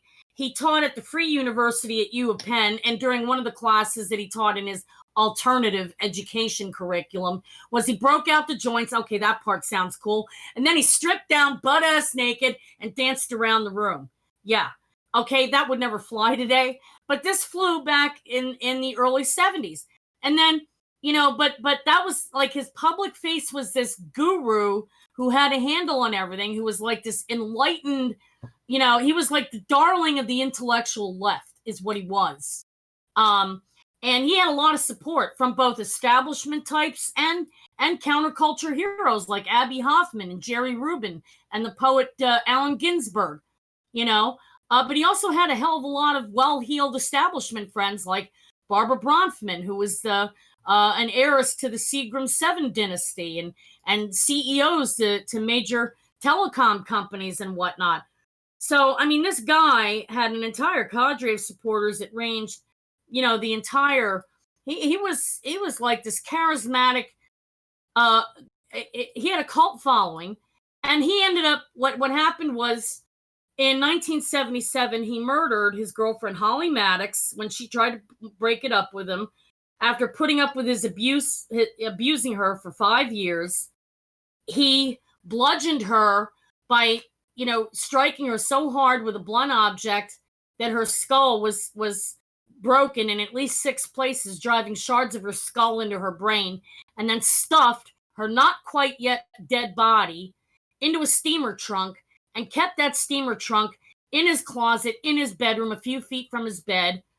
And when it was finally discovered, when the Philadelphia police finally, were able to secure a warrant, which it was very hard for them to do because of the immense social status that he enjoyed, and they were able to go into his apartment and they retrieved that trunk.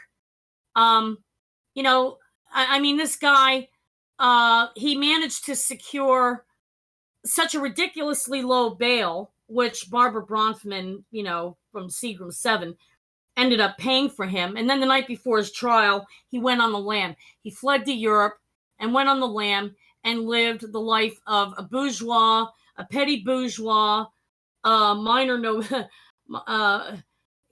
privileged person, going from Ireland to Scandinavia to the south of France, where he was finally, they finally got him extradited back here in 2002.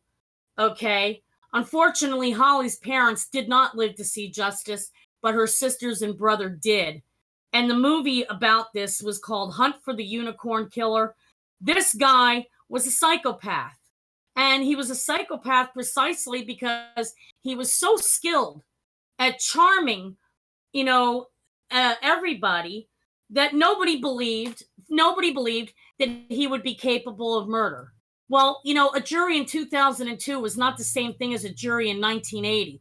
The second time when he was brought back under the, of course, in Pennsylvania, the then prosecutor, Lynn Abrams, who was the first female district attorney in my state, had to agree with the French courts that in order to get Ira Einhorn's extradition, that she would not seek the death penalty for capital murder, for first-degree murder, for his brutal bludgeoning murder of Holly Maddox. And she agreed to that. And the state of Pennsylvania didn't, make a martyr out of him by sending his ass to, back then it was the electric chair. Now it's lethal injection. Instead, he was found guilty and sentenced to life in prison. And he just died this year in obscurity in a prison for geriatric inmates in Somerset, Pennsylvania. But the whole span of this entire travesty of justice and really giving insight to how psychopaths operate. Just check out that movie, The Hunt for the Unicorn Killer. And check out the book by Robert Hare, Snakes in Suits, because a lot of psychopaths who do, like shit, rise to the top, okay, do wear suits and are, at the helms of major corporations that have driven the entire economic and geopolitical landscape for the better part of 40 years. But they had help from psychopaths like Ira Einhorn, who was, this hippie guru. And, he certainly didn't wear a suit. He would answer his clothes butt naked half the time, answer his door butt naked half the time. So if you guys ever get the chance to see that movie, it's really, really insightful. And it just goes to show, the many, many, many layers of which psychopathy and creating victims and then punishing victims and hurting victims has been made acceptable and okay. And it's a real eye opener on many, many levels. Put that in your Google search engine, The Hunt for the Unicorn Killer, the Ira Einhorn case. I'll tell you what, there are certain things that once you see, you can't unsee. And when you dance with the devil don't change, the devil changes you.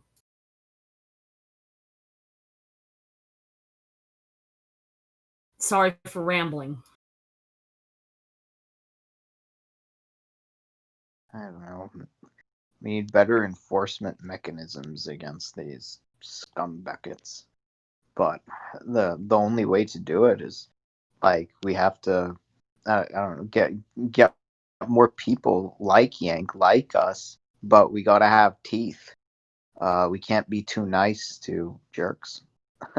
What we can't do is shut up about ongoing injustices either, because UBI is only part of it, and it's an integral part of it, and it is the foundation of it. But there has to be a reckoning for correcting injustices.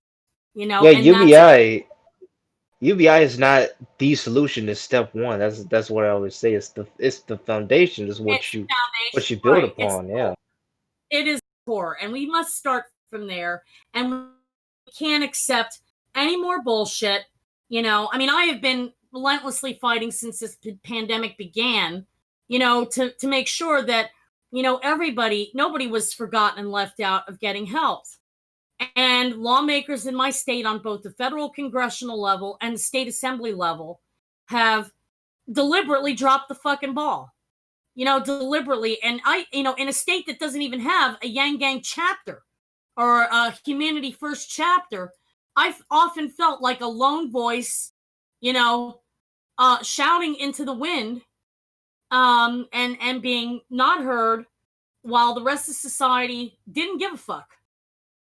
And outside of my podcast mates here and a few other close friends in Yang Gang that I feel very privileged to have as close friends now.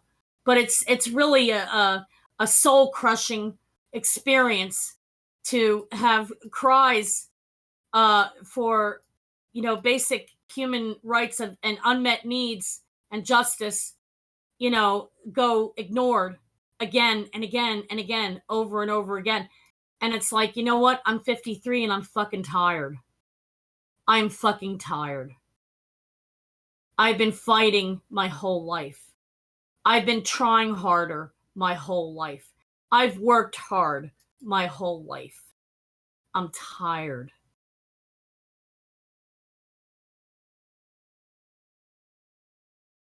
Well, at least there's a record. Same here. It's just if anybody asks why things happened the way they happened, or if anybody's like stupid enough to say like, I wonder why things got as bad as they did, and then they come across this, it's like they'll know.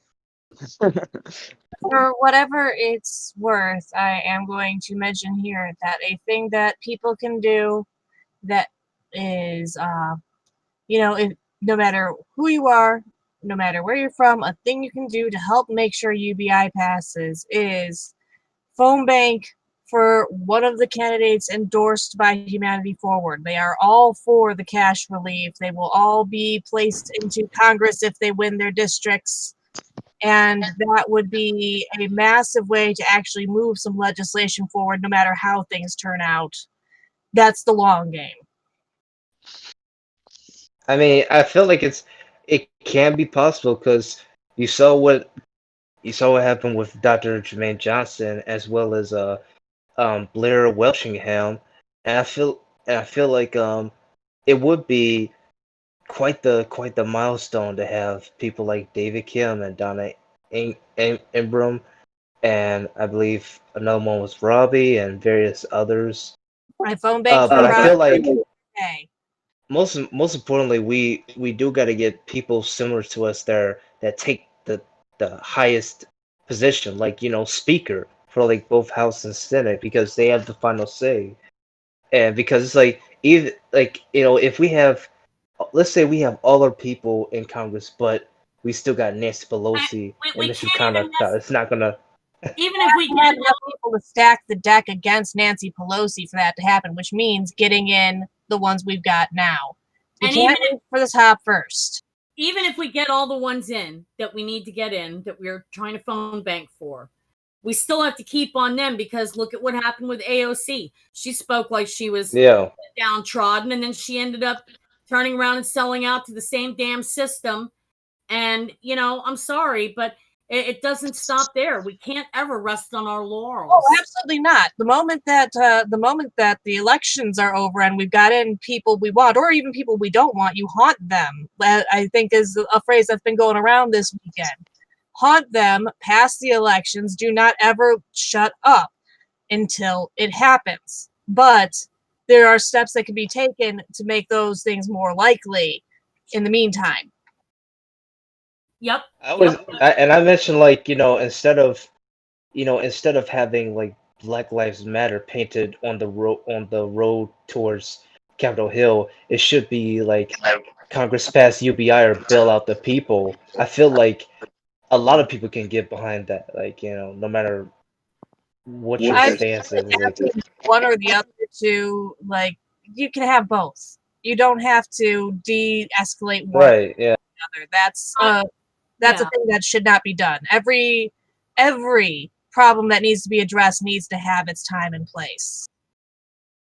That's correct. And you can't, expect, people who've been suffering because of direct and deliberate systemic injustice, whether it's the Black community or whether it's the human trafficking survivor community or the disabled community, continue to just take one for the team. No, that's not going yeah, to fly. That's not that. Yes, we need to promote UBI, but telling other groups that have been so badly harmed to just shut up and put our issues aside, that's not going to fly either. We can fight for more than one thing at a time. I mean, I am not by any stretch of the imagination skilled at multitasking, but even I with dentures can manage to walk and chew fucking gum at the same damn time. And telling people what they should be passionate about at any given time is also kind of a way to get them to look down on you and be upset with you. If you are not passionate about UBI at this time, you aren't going to get more passionate when somebody tries to force it down your throat. The people who are passionate for their causes speak best for their causes and should speak for them while they feel those passions. I think that's what we're all doing, isn't it? Exactly. I mean, yeah, I mean, I'm just like we should like make it together rather than just a one a one issue sort of thing because they're all interconnected, and And Mm. we especially also But need to all address these the root of the problem, which cycles is, of yeah, trauma and abuse are all connected to people who don't have the means to leave these toxic yeah, cycles, you know? And once you give them the means to leave these toxic cycles, just watch what happens. But they'll, it's like, why oh, would I'll you be want to do gone. Yeah, that? Right. Yeah, I mean, like Izzy asked me on his show yesterday, what the difference of having had a UBI back in 1980 would have meant for me and my older sister when we both got trafficked. And I said, well, I'll tell you what the difference would have meant. It may not have corrected the systemic economic and job discrimination that women of my generation and generations before me faced, that the second wave feminists were supposed to correct before they went off the fucking rails. But the thing is that at least it would have been enough to prevent us from getting trafficked, and how that would have changed the entire trajectory of my life. I wouldn't have suffered an entire lifetime of material deprivation, of basic needs denied, and of opportunities denied. I wouldn't have had all of my hopes and dreams crushed underfoot. That is the difference. And looking at it that way, and how many other people would that have been that would have been similarly lifted up, and it, what, that's why it's like it's not even acceptable to allow the opposition to UBI to frame this as in terms of, well, we can't afford it. Oh, well, you're entitled. No, I'm sorry, but people who've benefited from a whole hell of a lot of human casualties and suffering are the ones that are entitled. And so it's time to flip that Well, fucking yeah, that's why I like framing this as a refund. Thing I said on the Black Lives Matter aspect of it. Right. As far as them working together, or us all working together, UBI is on their list of demands. They are already working with us. They have joined us in their cause. We're on their radar. So we are seen, even by them. That's right. And you know what? It's like a bundle of sticks all bound together. It's kind of well, it's hard to thanks to break. the pandemic. That's why. Yeah, Mhm. It was before the before. pandemic that they had that on their list of demands, I believe. Yes, it was, Mia. You're right. Black Lives Matter actually did have UBI Oh included yeah, on. yeah. They did. They mentioned like I think I saw a post as well where they're like, yeah, this could definitely help the black community, And and like so did many women's rights groups as well. yeah, I mean, and it's true because it's like just imagine like having that money in those sorts of communities, in those groups and stuff. I mean, it's like you will definitely see, the landscape change, and I mean things will start working again. They can even like build their own build up keep building their own community and stuff. And like I know in over in Chicago there's like I know this one like chef or whatever, vegan chef who has his own business. He's an entrepreneur, and I think his name is Chef Sadaki Emmanuel. And he has a place called Mahani's restaurant or something like that. And if he had like UBI and stuff, guarantee like he'd probably have more locations built up. He'd probably be able to uh increase wages for his employees. Right. He'll might even be able to lower the prices of his meals, because right now they're like, I think it's like $12 for a meal or something like that. But I mean that could definitely go a long ways, and Like, he and talks then about the power of like UBI to like lower prices because businesses would be paying less on overhead.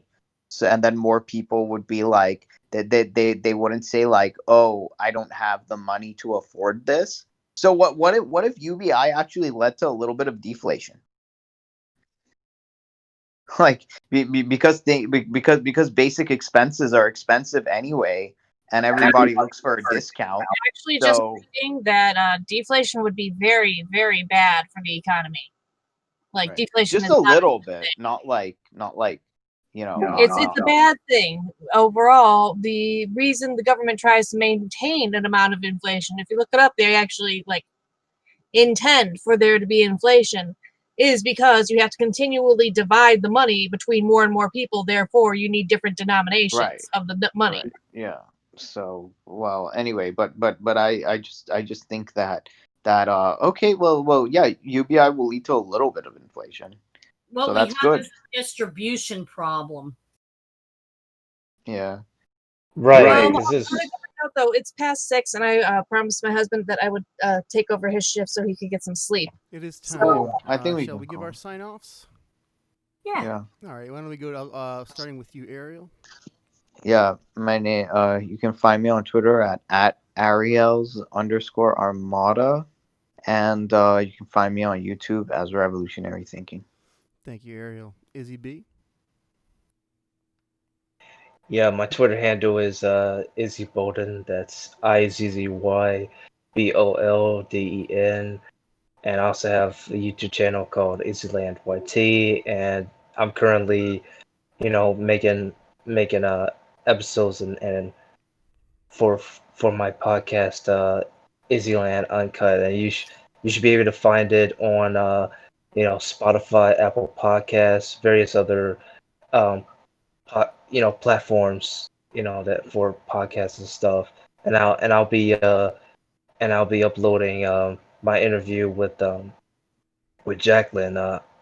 Like I believe it's gonna be this week, and also I'll be also interviewing Vigirant, who's known as Yeah. Vigirant Viz or Yeah, I something know like her that on Twitter. on Twitter. Yeah, so yes, stay tuned, and I'm also gonna try to like do a video format on my YouTube channel, That's great. I would love to and have yeah, Viscerant come so on our show sometime. I've always liked her Twitter. So she's a great Yang Gang member. Just a good person yeah, to she's know. pretty cool. Yeah, man. Yeah, and Totally. I saw her interview with Paget, and she had mentioned to me like one of my posts, like I know I tagged you a lot in like various things that have been going on and stuff, and she mentioned that that her mother's a lot like mine, and when she was talking with Paget about what she's been going through, it's like I literally messaged her and said, yeah, you're right, your mother's just like mine. That's, So yeah, like I definitely want to have her on, and I mean, discuss. it's nice to sort of meet Yeah, people who you feel kind of get your situation. But I mean, it sucks to have a situation like that for anyone, and every time it happens. But yeah, of course, It shouldn't that doesn't even even be need to be one said. person. Yeah, It Jacqueline, shouldn't you want to even give your be sign one. off? Yes. I just wanted to add that it shouldn't even be one person having to have that situation. One Yes. is one too many, Yes. and I'll leave that with everyone. That And is my sign off is, on Twitter, my handle is at Jacqueline Homan. That's at JACQUELINEHOMAN. And maybe one of these days I'll actually get up the courage and the confidence to do a YouTube channel. Actually, to put content on my YouTube channel. I do have a YouTube channel, and it's under my name, Jacqueline Homan. I will try to muster the self confidence to once again return to putting up content. Again, uh, if I feel that I'll actually get listened to, and that's really hard because when you've been crushed underfoot your whole life, it's really, really hard to gain the confidence to try again. Thank you, Jacqueline. Yeah, Mia. Are you still with us, Mia? Hard to come off from that note, but I am at Mia Songbird on Twitter, MEA, and then Songbird, the way you would spell Songbird in the real world. And I do Humanity Forward hangs on Tuesdays and Fridays. So if you ever want to chat, I'll be there. Other than that, I'm also Mia Songbird now on Frey.world, which is a fun site being run by Skeletor for anybody who wants to check that out. They intend to eventually pay people for their content and become the new Facebook, so that's fun. But I'm on that as well. So, you Huh. guys have a wonderful evening. How is that as a platform, real quick? Have you discovered content that you yourself have been interested in consuming and following? It's been fun. They've got it's mostly Yang Gang on there right now, so pretty much Really? everybody Well, I'll check it out. everything is Yang Gang stuff Yeah. or Facebook style content, like I said, and they're fun. They're fun. And like I said, the goal is to eventually pay everybody for their their general use of the internet through a social media platform as if they were a shareholder in that platform. That sounds like a downright reasonable idea. Let's hope that happens. I could possibly ask Skeletor if he'd like to maybe promote the show on here sometime. Yeah, please. Absolutely. Please, Invite yeah. him on. Zach, you still with us? Hey, you yeah, are. I'm Thanks for still sticking around. here. Man, Nice. yeah. Sorry, guys. I was Hey, probably don't more. apologize. Thank you for getting us started. Thank you for being attentive and present. Yeah. As long I'm sure we'll look forward to listening hearing is more just from you next time. Yeah, I was more of a listener today than a Me too. participant, but you guys had a good conversation, Yeah, and yeah, I yeah, enjoyed exactly. listening. And after a while, it reached a point I just kind of felt a bit removed from the convo, I guess. But I was enjoying listening to it, and I felt like I could contribute best by staying quiet, so that's what I did. And I guess I'll see you guys next Sunday. Yeah, enjoy your week. Thank you, Zach. Yeah, me too, in that I also felt that way. And staying quiet is sometimes a little bit of a struggle for me, but I think I did a good job today. yeah, did a great So it's job, like, Shane. yeah, everyone was really, you guys were really on an emotional tear. I'm glad that you guys got to vent and be a bit of a support group and bridge some kind of emotional communication gaps. And this week, it's good to share the reality of our poverty with each other and with the world in this recorded medium. So I feel better. I hope you listeners have a great week, and we'll see you next time. Stay safe. Well, Be good to Shale, each other. next weekend, I would like to hear a lot more from Zach because I feel bad he didn't Oh, yeah, feel these guys don't show. Don't feel too bad. No, I could have jumped Jacqueline, in. I could have jumped in. you I just deserve. wanted to say, yeah, Yeah. I was just listening, and I enjoyed the listen today. I really did.